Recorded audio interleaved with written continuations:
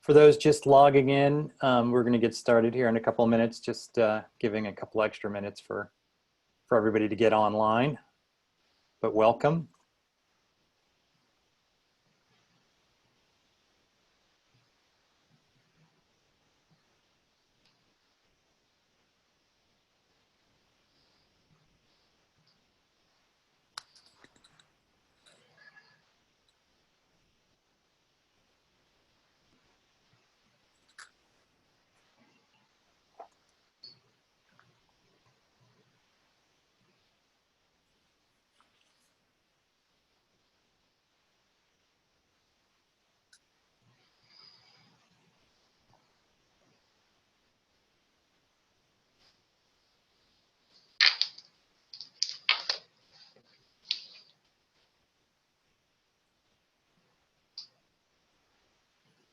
All right, well, I think we'll get started. I know a bunch more people are probably logging in, but I want to be mindful of everyone's time today. We have a great turnout. I think we have a lot of material to cover in an hour. It's going to be an exciting conversation. So let's just get right to it. I'm Eric Stites, and I am the CEO and founder of Franchise Business Review. And I want to welcome everybody to today's discussion on employee culture in the new normal. And I probably should have put quotes around the new normal, because that is something that's changing every day. We are clearly living in extraordinary times as employers, employees, HR professionals, franchisors, franchisees, and really just as humans overall. We'll talk a lot more about that to come. What I wanted to do to help frame today's discussion is share with you some feedback from an employee that completed a survey just this week from one of our clients. This is a franchise employee working right in the front lines in a restaurant. And I think a lot of this that is expressed by this individual is on many of our minds.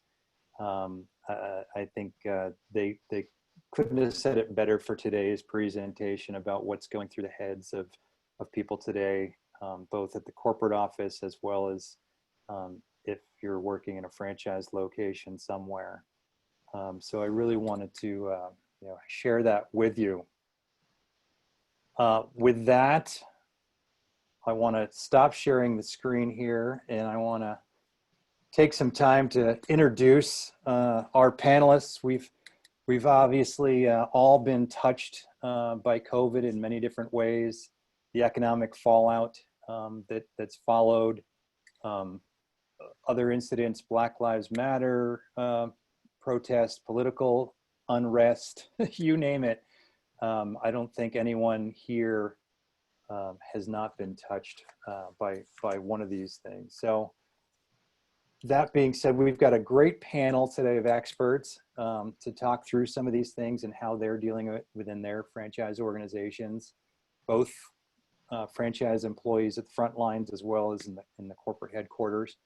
And so I'd like to first introduce Michele Kemplay from Jason's Deli, Director of Human Resources.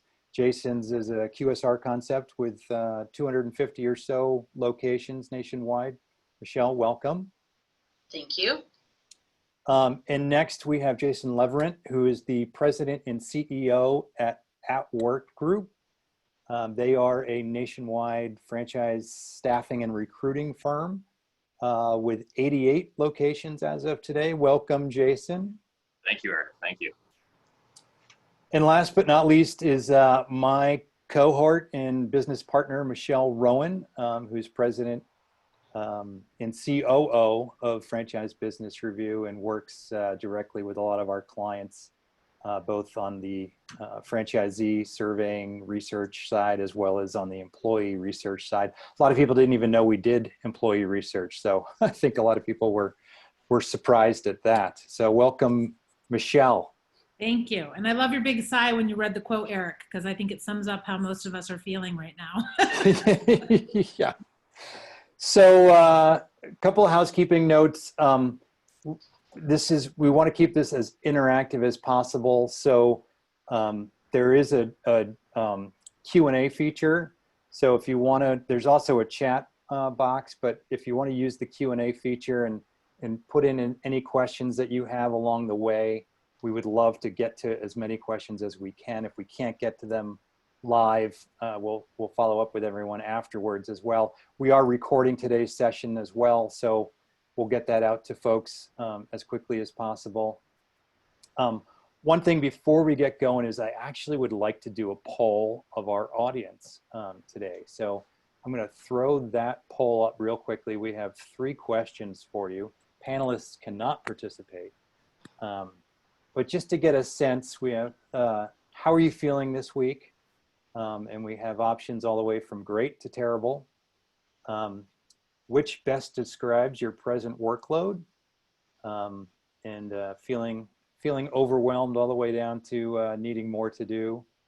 And number 3 is how fast, or how has, I should say, or did remote work impact your productivity?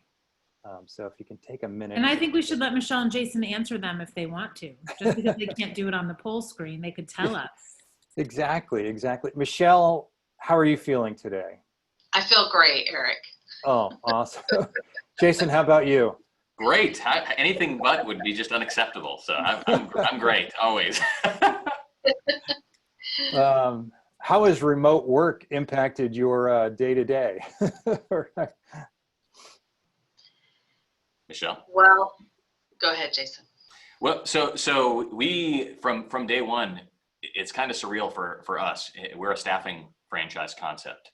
So we have some really, some of the components of our operation are very proprietary. They're very specific. We deal with payroll, we process payroll and taxes. So we really have never shut down operations. We scale back dramatically.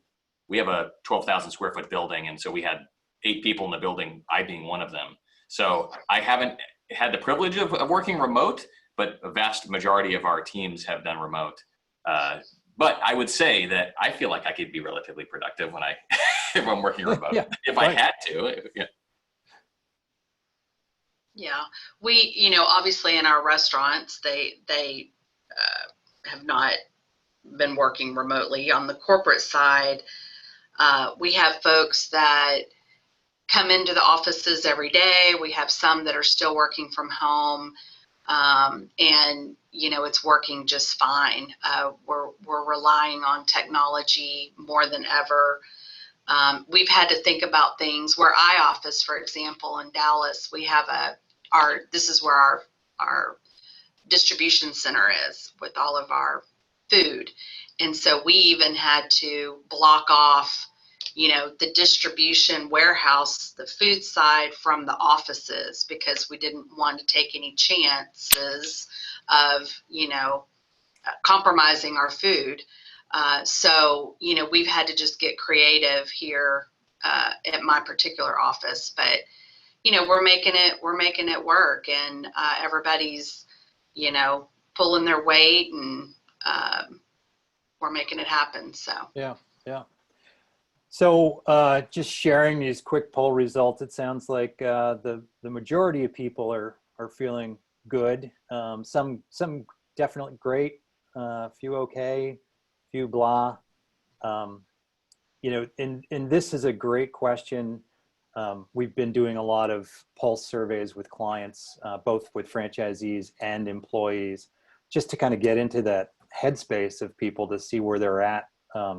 And a number of clients have actually done pulses on a weekly, bi-weekly schedule, just to see, again, it's interesting to see as we move from March to April to, now July and August, how mindsets have shifted. Certainly people are generally feeling a little bit more positive today, although I think still nervous, but definitely a little bit more positive than they were in March and April. It's been interesting workload wise. Everybody here seems to be saying, above normal workload, but under control. That's been pretty common. I think everybody can agree that we've all got a little bit more on our plates. The productivity thing has been interesting because that has definitely varied from when we kind of segment that by the role that people are serving. I mean, obviously, corporate offices, a lot of them have gone remote. Michele, to your point, like, restaurants in retail and everything else, they can't do that remotely.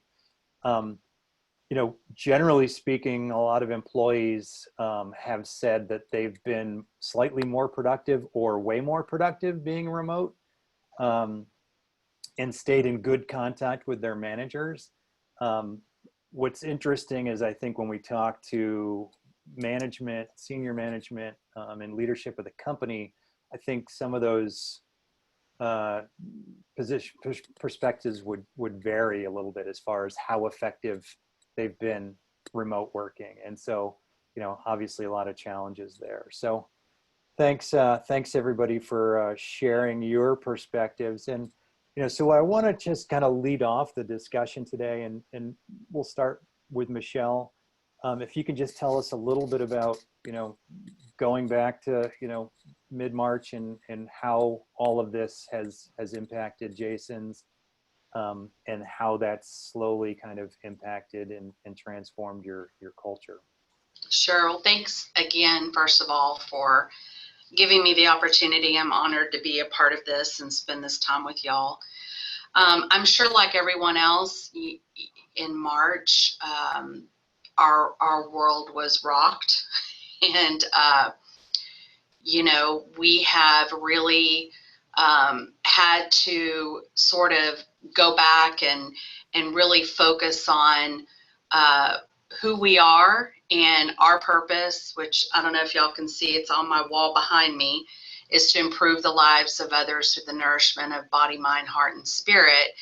And it never was so important to us to live that purpose and focus on that purpose as it is now. And you really do, it comes, you're sort of tested when something unprecedented like this happens. And luckily, we've been around a long time, over 40 years. We have a strong culture to begin with. And I think that's really helped us, that we sort of have that foundation already. It's certainly a little more challenging to stay connected.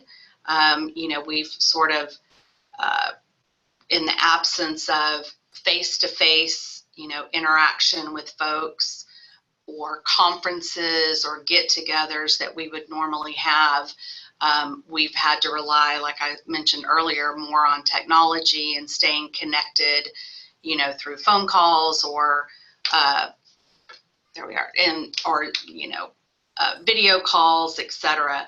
But the main thing that we have really had to focus on more than ever is communication. And it is more important to communicate with everyone in the organization than ever before. And we've tried to do a lot of proactive communication. Our owners have been doing video calls with everyone weekly or every other week now. And there's a group of folks also that, sort of a cross-section group that was tasked with kind of how do we navigate through this, that was meeting daily. So we're having daily meetings, weekly meetings, bi-weekly meetings. But our owners, I will say, have just been phenomenal in making sure that we see them, through this video avenue, that they've been very honest and transparent with us. And, here's the deal, here's the sales, here's what we're challenged with, here's what we need to focus on. And then also allowing every call to have a Q&A where anyone can ask anything of the owners. And that's been, I think, really, really important. And then lastly, just checking in on people and sort of their mental health. Right. We're blessed to have some resources. We partner with, an employee assistance program and offer counseling and different types of resources that we offer to our folks who maybe just need to talk to somebody. So I think checking in with folks again is now just critical. So that's sort of how we've dealt with it and tried to weather the storm. Great. Jason, how about you? What's the last four or 5 months looked like in your organization? It's been a wild ride. I tell folks it's like we're getting a PhD in life right now through this process. Not just work, but everything in life has changed and been impacted by this. But first, I want to echo Michele's sentiments. Thank you so much for including the AtWork group and letting us kind of share our story and employee engagement. We're a staffing franchise, as I mentioned earlier. So, really people is kind of what we do. That's our whole life, is to engage our workforce. And so kind of hitting it from, kind of the front lines for my day-to-day is working and engaging with our internal teams, our franchise owners, obviously firsthand, and then our internal teams who are our associates that are working within our bricks and mortar branch locations across the country. And I distinctly remember the call I got. We have a pretty substantial presence in Southern California and LA. I think it was a Thursday evening, March 19th, when LA County issued their stay-at-home order. And everyone, it was like a bomb dropped. Everyone's like, oh my gosh, because it was just an indication it was going to sweep across the country. What do we do? How do we do this? Because, while we're not a restaurant concept, I feel like we were insulated a bit because we had employees working in so many different industry types. It was especially I think it was the 16 different CISA critical infrastructure industries. We had pretty clear line of sight that we could keep our branches open if necessary. If necessary, to be able to serve the needs of our clients and our employees that were working in those various areas. Many of our owners took the route, though, of shifting all of their internal staff to remote, working from home, still engaging with customers and things of that sort. But our model was very much involved with going out and being in front of a customer, being in front of people, and being in front of an interviewee, a candidate that's looking for work. So it was impacted dramatically the day-to-day. And so we really had to look at our operations very quickly, because we had people actively working. When that shutdown happened, we were midweek in a payroll cycle and we had thousands of employees out working. How do we communicate very quickly? What are the plans of action? And in our world, we're following the direction of our end client customers, the clients that we have employees out working at. So what are their plans for engagement? So it was an interesting dynamic, and to kind of echo Michele's comments, communication for us was absolutely critical, is to open up the fire hose of communication within, within our owners and to our internal teams, because it was really uncertain times. We didn't have the magic answer. We didn't know, like our typical calls where franchisor knows it all and we could provide all this magical guidance and just make it okay.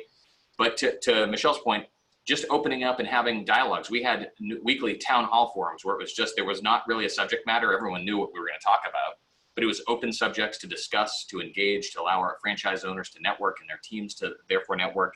And really it helped. I think it was like a pressure release valve a little bit, that they could commiserate, they could share stories and kind of how they're adapting to the various markets.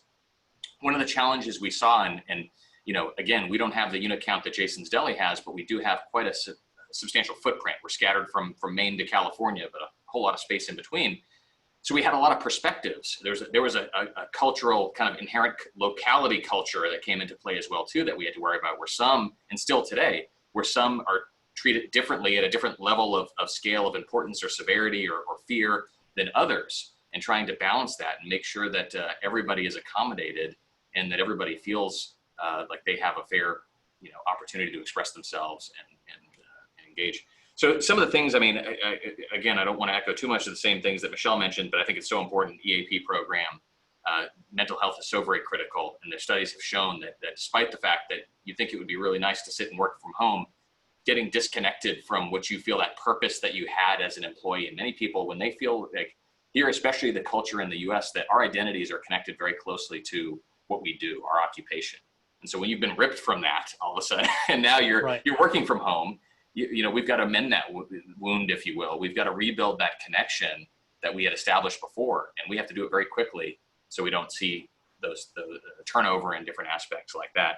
Some of the things that I heard, we have very similar protocols, but I love, we shifted over to Microsoft Teams conveniently right kind of before this was all happening. So it was very easy for our leadership team and some of our folks to open up kind of office hours. Anybody wanted to engage on Teams, there was a set time where you can jump in and chat, jump into a group chat and have conversations with leadership. I thought it was a really great way to kind of open the barriers down and say, hey, anything you want to chat about, come on, jump on the call. Obviously, we try to engage and focus on the situation at hand. But as you mentioned, Eric, earlier, that it's not just, COVID kind of sent us home, but it almost just, we had so many other issues that come into play. We're living in divisive times right now, and it's really important that we foster communication, going back to communication on all fronts, and open communication and dialogue and acceptance. I think, having from the top down, having any kind of polarized viewpoint is the wrong way to go, and how to cause problems with culture if you're looking to do that. Right. Awesome. I'm going to hop in here. So, I wanted to have you guys provide examples of how you're rebuilding or maintaining that positive culture, but I want to just focus on, so that can be kind of our overlying topic for this question. But I love that both of you are on, because Michele, you have corporate locations and franchise locations. So you have your corporate employees, you have corporate employees that are in your restaurants, you have franchisees, and you have franchisees that have staff. So there's a lot of layers there where you have some more control. You said you're doing Q&A and it's open. I'm curious, are you getting store level employees from either the restaurant, the restaurants that are corporate or franchised, engaging in those calls that you're doing? And are they asking questions, or how are you kind of rolling down that idea that your franchisees have ways that they can engage their staff and keep them positive and engaged? So I want to ask that of both of you guys, just those, is that lower level employee that doesn't have a direct relationship with you, and I just mean lower as far as how far out they go to you, are they engaging with your team? And then kind of talking through, have you had any questions that have come up that have been uncomfortable, and how does your team handle those when you have live Q&A, to, again, keep it as not that we're hiding information from you, but keep kind of that engagement and positivity up, and not letting it spiral into a worry fest? Sure. So that's always a huge opportunity, right? Is to get communication down to the front lines. And we have, on the corporate side, we have close to 6,000 folks total. And so it is a challenge. We'd love to get every single, all 6,000 people on a call, on a video call, but unfortunately it's not possible. So we definitely, try to hit our corporate folks and our management, field management in those calls. And then we rely on them to hopefully then go and communicate with the frontline folks. We do have a newsletter that goes out every Monday that they're supposed to, print and share with their employees. We do pre-shift meetings. That's a big way that we communicate with our hourly folks. And we also utilize hot schedules, and you have a limited ability to communicate with folks via hot schedules. So we try to do that. And then we also have put some information on our POS system when they clock in. There could be some communication that way. So there's a couple of ways we can communicate directly with them. But we largely rely on our managers to, make sure that they're doing it within their four walls of their delis or their offices. As far as franchisees, we're keeping very close contact with our franchisees. We meet with them, I believe, weekly. The owners, are making sure that we're sharing with them the things that we're working on and the things that are working for us. And we're also listening to them and their needs and how we can help them.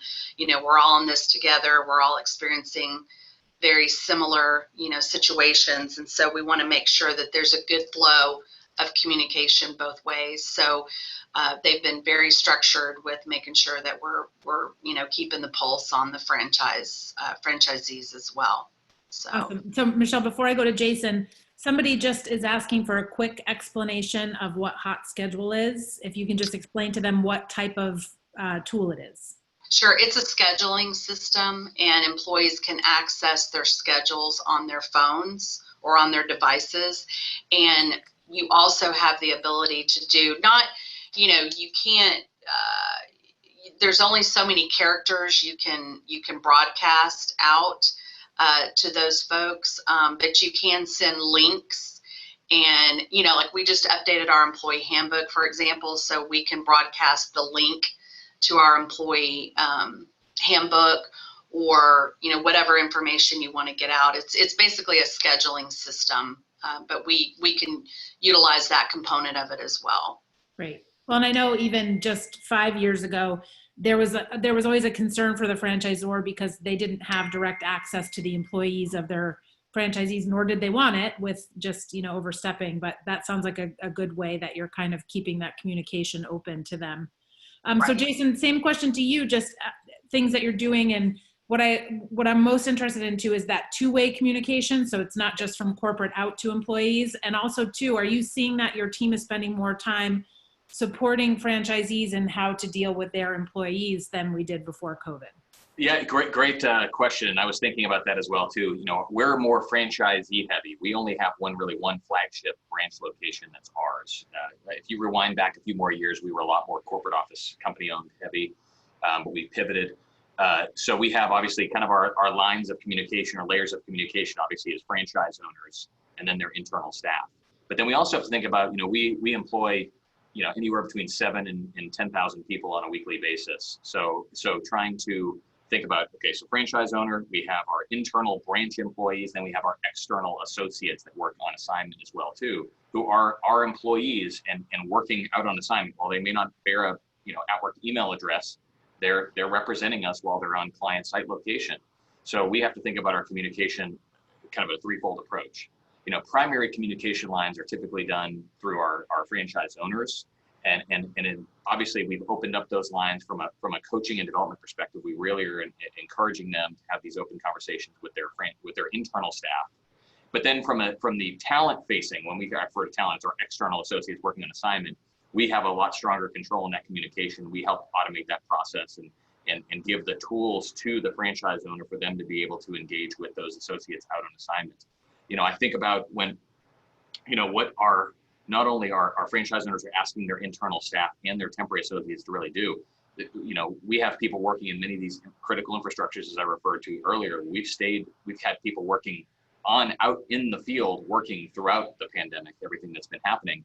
But these are not healthcare workers. You could expect healthcare workers to go out and face, every day looking this virus in the face every day. We're asking for somebody who typically ran a forklift or operated a receptionist type position, or for our internal staff, we're recruiters or salespeople to pivot and continue to run their roles. Some you can work remote, others still work within a branch.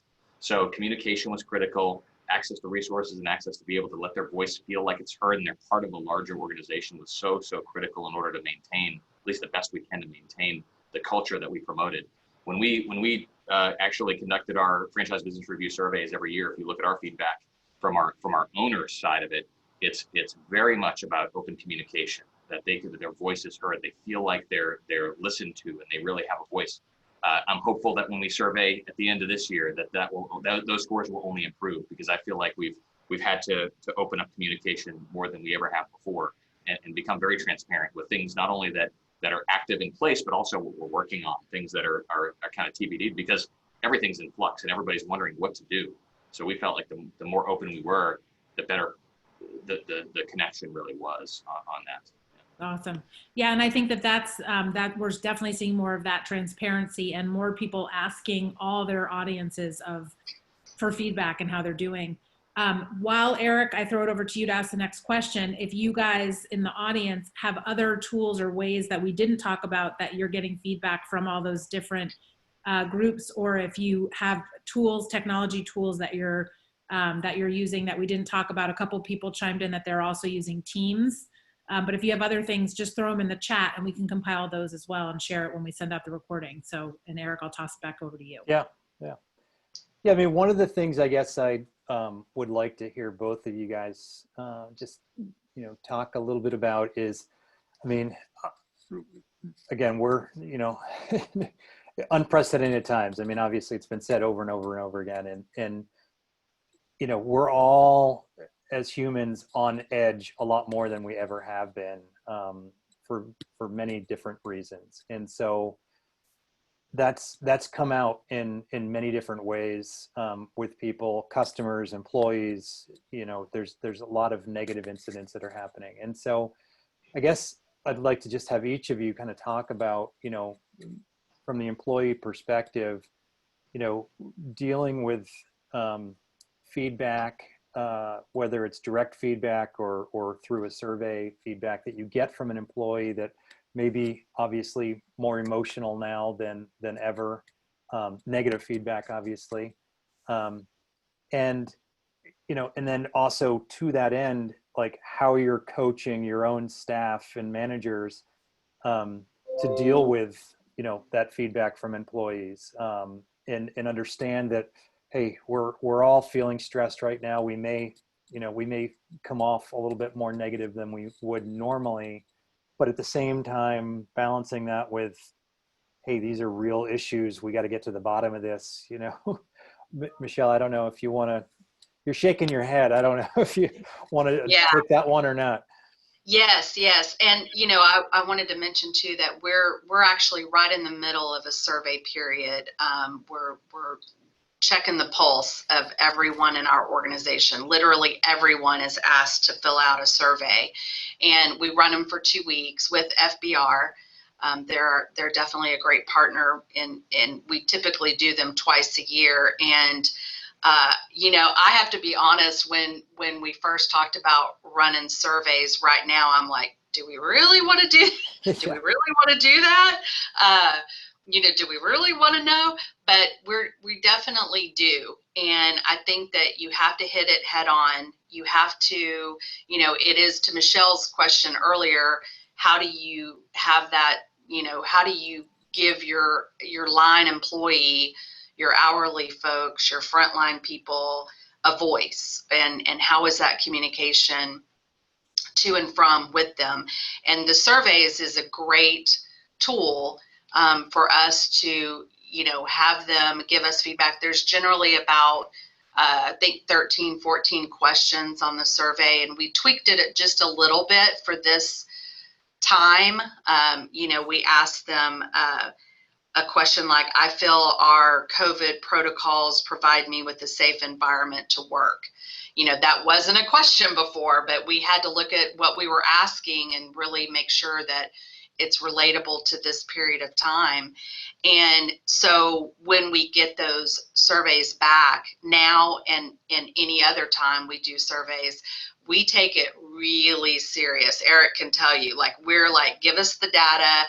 We're questioning, what does this mean? And we have meetings to talk about the feedback, and not just the scores, but obviously the comments. And, HR looks at any comments that might be a concern beyond just a normal, cultural situation. If there's discrimination or harassment or things like that, we comb through all of those reports and we kind of flag those as well. And there's a lot of discussion about that feedback. And we kind of view whether it's from a survey or we have an open door policy. We have a third party vendor that people can call anonymously and file, a complaint. So we have a lot of different avenues that people can tell us how they feel. And we welcome negative feedback. We look at it as an opportunity, whether it's on the employee side or the customer side. We look at that as, okay, someone is taking time out of their lives to give us feedback and to ultimately make us better. And so, of course, there's those that you're just never going to make happy. They want more hours that we're not able to give them, or, things like that. We've had some unique complaints, during this time. And so, again, we're trying to work as a team and sort of make sure that everyone gets an answer, whether they like it or agree with it. We're going to they're going to know that they have been heard and that we have listened and we've carefully considered whatever they're bringing up, and, make sure that they get an answer one way or the other. And I think that people at least know that we're a listening company. Great. I think that's great. And Michele, I'm going to just hop in there because you had started with, we were sitting around going, should we do this survey right now? And I think a lot of people are in that same position.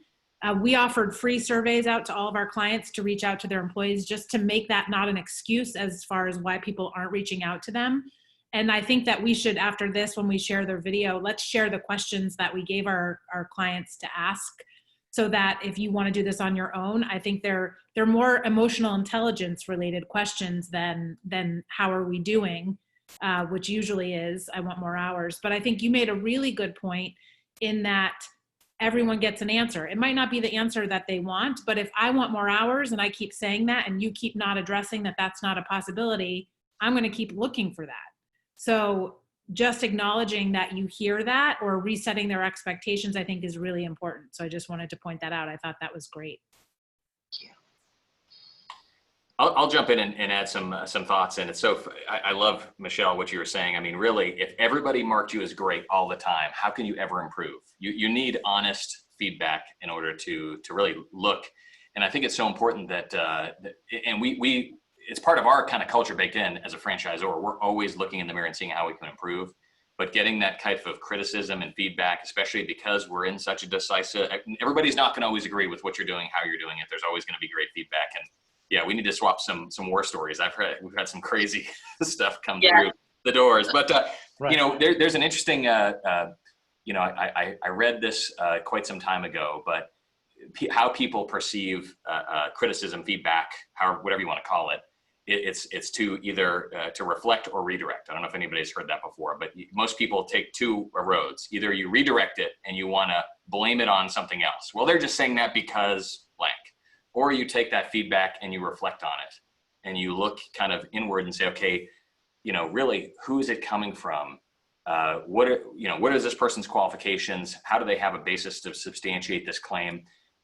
And immediate response is thank them for the feedback. You got to thank. I mean, that's their right to be able to voice that, and you're asking for that. So how could you disagree with them? Because despite the fact that many times your gut reaction is no way, we don't do that or whatever. You've got to realize that we asked for that feedback, and so it's so important that on that reaction, we thank them for the feedback. And then we really look at it subjectively. We kind of take the emotion out of it and say, is there something there? And do we see it in mass? So to very similar to Michele, we survey, we worked with FBR to do the survey of our employees, but we also do an ongoing employee survey. We use Net Promoter Score methodology. It's a little bit simpler. We've talked about going a little bit deeper with it, but kind of if you're familiar with it, it's the 1 to 10 rating scale and how we engage. And we see that feedback come through, and obviously everybody's mind is how work has changed and how their day-to-days have changed. So that's impacted those responses to those feedback surveys. But I think it's so important that you obtain them. I think data is everything nowadays. If you have the ability to capture the data, we didn't have that luxury in the past to have systems that are so easy to access, that are out there in all varying cost capacities. But if you wanted to go in at a low cost, get the data and really sit down and don't redirect them, reflect on it, take the data, take the responses, and then adapt. One of the things that I think in the past, people in this maybe distant past, even pre-COVID, but really thinking about, how our way is the best way only. And that's not our mindset. And I think that's what's helped keep our culture and keep our internal teams realizing that we're willing to adapt. If we hear good suggestions or we hear feedback that's consistent and it comes from sources that are valid, if you will, I guess I can't find a better word there, we're going to adapt and modify our operations to meet that. So again, that's going back to how do you take that survey results and turn it into maintaining culture or increasing culture. I think it's just listening to it, paying attention to it. Don't just shove it aside and say, it's just because everyone's unhappy right now or whatever. So, yeah. I think you have to be really patient right now. We had an employee that called us and was just really, really upset because she hadn't received her stimulus check. And, she was like really upset with us about why she hadn't received her stimulus check. And so, it would be real easy to go, well, that we have nothing to do with that. And, you're on your own. But you have to really be compassionate and empathetic and patient right now, because people are on edge and people are looking for answers or comfort from their employer or whoever. And so, rather than saying, well, that's not our problem, that's not our deal, we actually got her some information online and, helped her through that. Even though we have nothing to do with that, we were able to kind of get her some information to help her understand about the stimulus checks. So I think that's really, really important right now, that you have to just, people are looking to us for all kinds of things. And, they're going to remember when we get to the other side, they're going to remember those things. They're going to remember that you listened to me, that you cared, that you heard what I had to say, that you got me an answer, that you helped me. We sent out financial information early on, resources that were available to the folks that we either had to lay off or furlough. And, we put together a whole, sort of spreadsheet on how to file for unemployment. Here's some resources available to restaurant workers. So really kind of going above and beyond. They're going to remember it, and they're going to be even more loyal when we get through all this. Yeah. First and foremost, people just want to be heard. Right.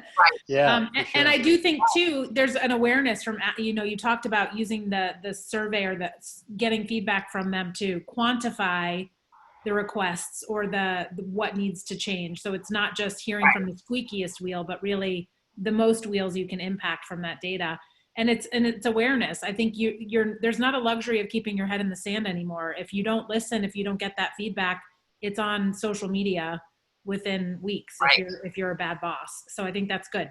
So we have a question from someone that's participating as an attendee. I'm going to hopefully phrase this correctly, but please chat in if I get this wrong. So this is from an FBC or a franchise consultant role. They have Zoom calls with frontline employees, and they're asking if you guys have an example of a type of agenda for those Zoom calls that is a little bit flexible, but being able to have some kind of flow to it so that you can check in with them. How do you check in with them and get the information you need while also not ruffling feathers or recognizing that their life is probably a little bit unbalanced right now? So any kind of agenda or flow that you guys have to those frontline employee conversations that you could share? For us, so our meetings start with our president kind of giving us, sort of we have an expression. It came from the book Good to Great, but face the brutal facts. And so in the beginning, they kind of tell us, here's where we are, here's our sales, here's, kind of the brutal facts.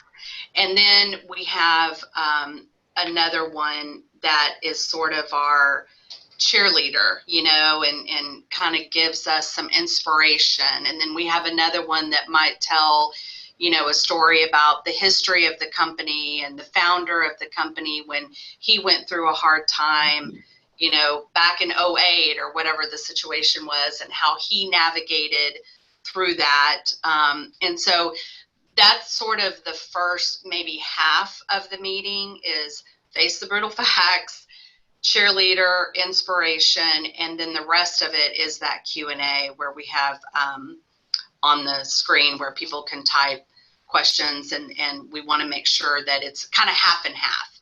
Half of it is us giving out information, and half of it is them being able to get their questions answered. Awesome. And someone just chatted in that the frontline employees don't care how much your franchise consultant knows until they know how much they care about them. So that's right. A very good point. I was thinking about that question from a slightly different perspective. I was just coming from the front line as in our internal staff within branch that are engaging with talent in those communications. And we had, within our owner base, because this is a topic that's come up quite a bit of, how do we engage with our internal staff? Because they're working at home, are we having them work 8 to 5 traditional business hours, or are we being more flexible and more fluid with their schedules because they are at home and because they can pick up their laptop at 10 o'clock at night and fire off that email that they should have done during the day? So I just want to say that flexibility is really key. You mentioned flexibility on the agenda. My thought is keeping it light. Make sure you keep the pertinent details very succinct, move through it, but then allow time for that networking and engagement. Because remember, if our staff are not there at the branch, they don't have that water cooler talk. They don't have that personal opportunity to get together and converse. So build out some agenda time to just chit chat, to talk, and as a leader in the branch or in the organization, engage with the staff and foster those conversations, because it's not always natural. It's kind of hard to get that conversation flowing. But literally, when you pop that bubble and people start getting that conversation flowing, you can sit back and just see the culture happening, see it rebuilding. So, yeah. Yeah, and then one more comment. So Wild Birds Unlimited, they did a pulse check-in during COVID, and when kind of all the craziness was happening, where they were first dealing with a lot of helping franchisees through PPP and doing all of that, they actually did a mandate and shut down the support center for a weekend and said, everyone turn off those devices and take a beat because you're burning out. And they let everyone know. They kept a limited support staff on to field any kind of issues that came up. When they did the pulse survey to check in, some franchisees had a real issue that they forced the weekend off. And it was an opportunity for the corporate staff to recognize which franchisees were burning themselves out and didn't recognize the need for that, so that they could help them work through that and encourage them to do the same in their business with their employees. So that's also, I think, a good thing to share too, that it wouldn't have even come out unless they asked, and they were able to use that information, which appeared negative, to actually turn that into a positive situation for that store owner.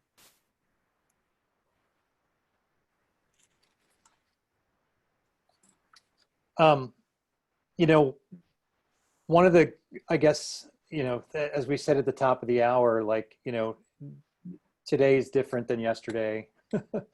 Tomorrow will be different than, today was. I think both Michele and Jason, you said earlier that you're used to being in the position as the franchisor, as having all the answers. And clearly, that's not the case today, and who knows what tomorrow and next week will look like and next month will look like.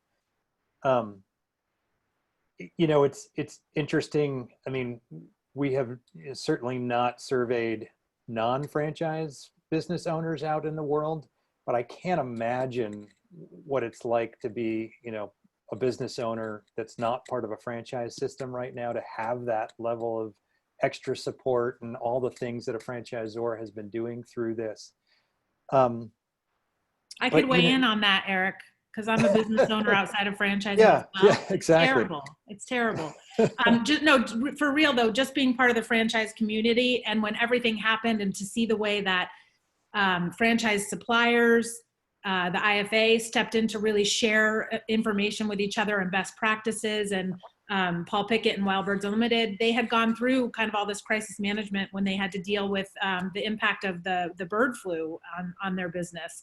So just that kind of level of helping your franchisees navigate financial information, helping your employees understand the unemployment and the mental health benefit. So seeing it as a business owner that didn't have that and seeing our community, I mean, this is where the franchise system just works so much better than being an individual business owner, for sure. Yeah. No, but to take that to the next level is like, what are each of you doing, each of your organizations doing, planning and trying to figure out, what additional support, what new communication, are we going to need next week, next month, next year, or whatever. Jason, if you want to touch that. I may have mentioned in one of our earlier conversations before this webinar, but we had a pandemic response plan. We do some healthcare staffing, and we actually, through the Joint Commission, had some requirements for having these plans. But having gone and looked back through that, we didn't think it would ever be needed, and so Right. I had to dust it off. It was from like 2012, I think.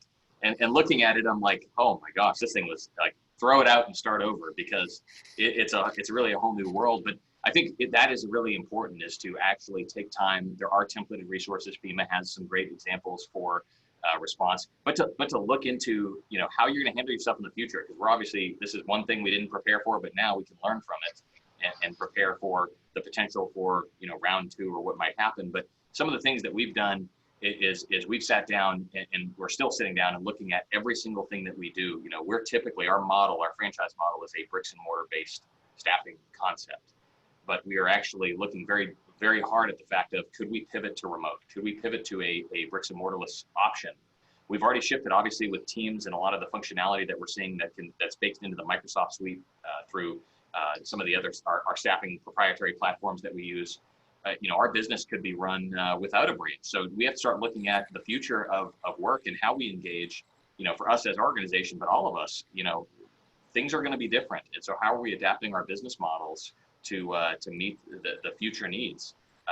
And does it mean that we possibly have two different ways of going about business? Could be there still be that bricks and mortar, consumer facing, or there's that remote option or concept as well. So we're looking at a lot of different things. That whole reflector redirect, we're taking what COVID's throwing at us and really reflecting on how we can improve and come out the other side more nimbler, more profitable, just a better organization overall.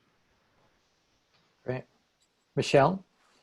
Yeah, I'll echo almost the same thing. I mean, we've had a plan in place. We have a crisis, manual processes, but when they actually, happen, you learn a lot about how to adjust. And the first thing that we did is create, we're big on teams, and so we created a cross-functional team to have, really in the beginning, they were daily calls of, we had some folks working on the what ifs, what if we get another round? What if this happens? What if that happens? How are we going to deal with that? And then we had another part of that team that really focused on what are we being faced with right now and how are we going to deal with it?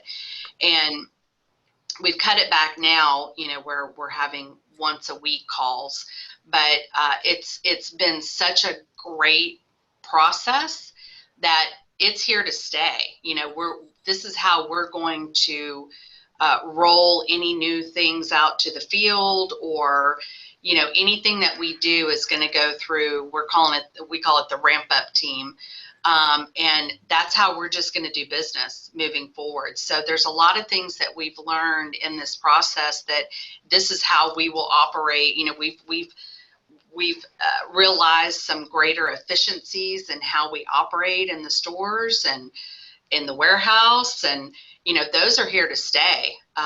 We've realized that we can do a lot more with less than we thought we could, and we're all about cross training and making sure that those folks that are working for us don't just wear one hat. They can do a number of different positions, and so some of it will probably change once we do come out on the other side, but a lot of it that's just how we're going to do business moving forward.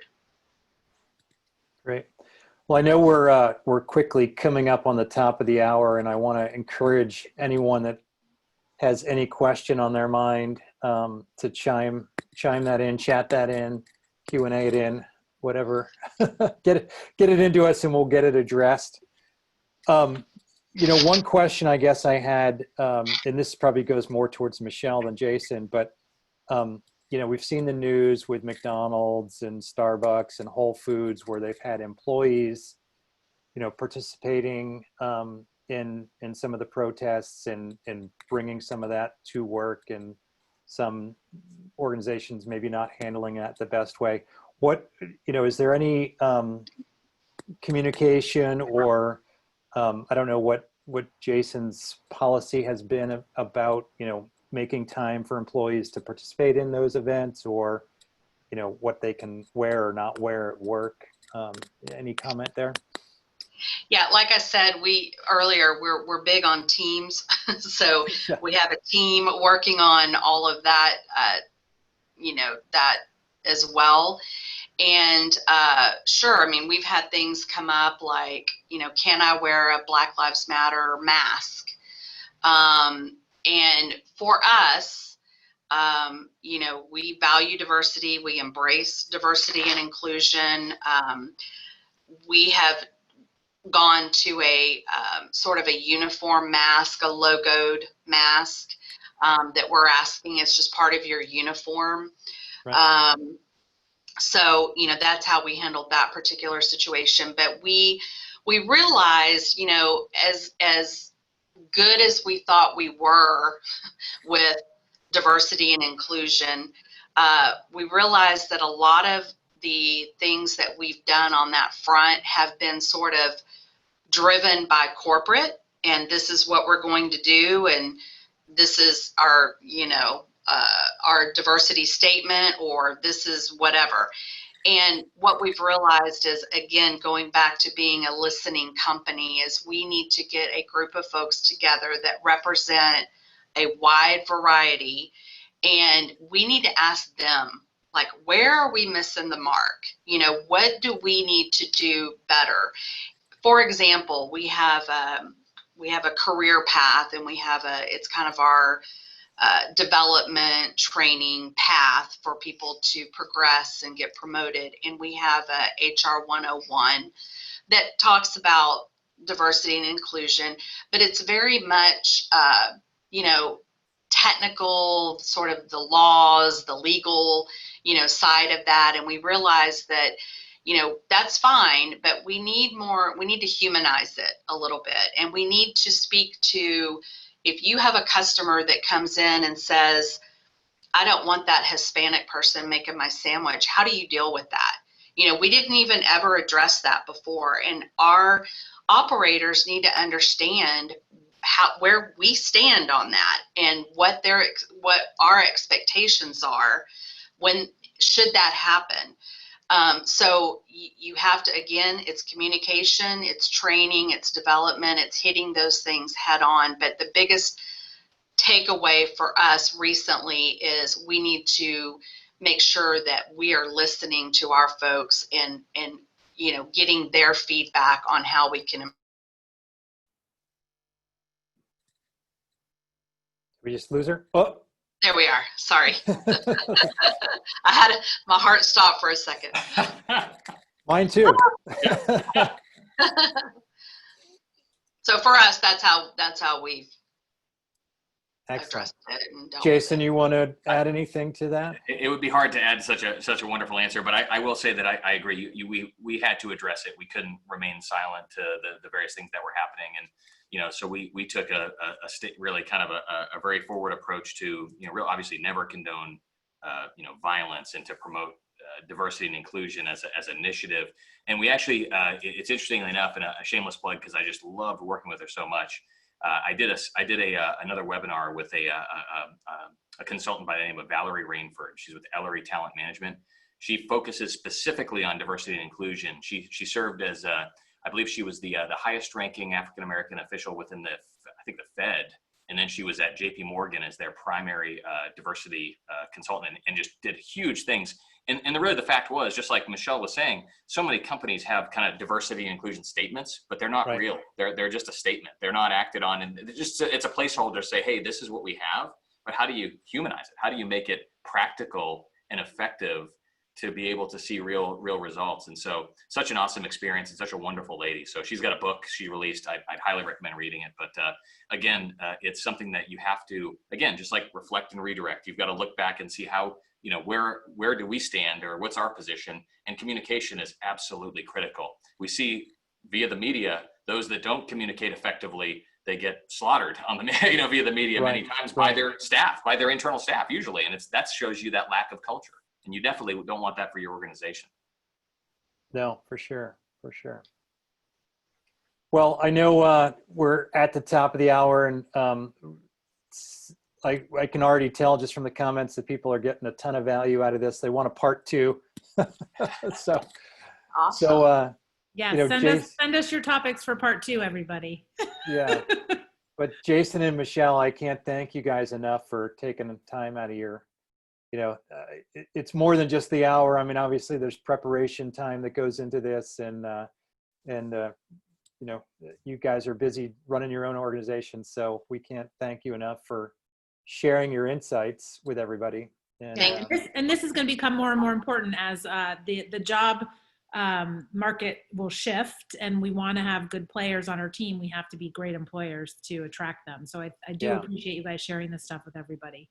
Yeah, and the beauty of what we get to do is, we have the honor of working with the best of the best in franchising. So whether it's employees or franchisees, I mean, that's the great part of being with FBR, is get to talk with the best in the industry like you guys. So thanks so much for sharing, and thanks everybody for attending today, and look for part 2 coming in the near future. Bye guys. Have a great day. Thanks guys. Thanks everyone. Bye. Bye.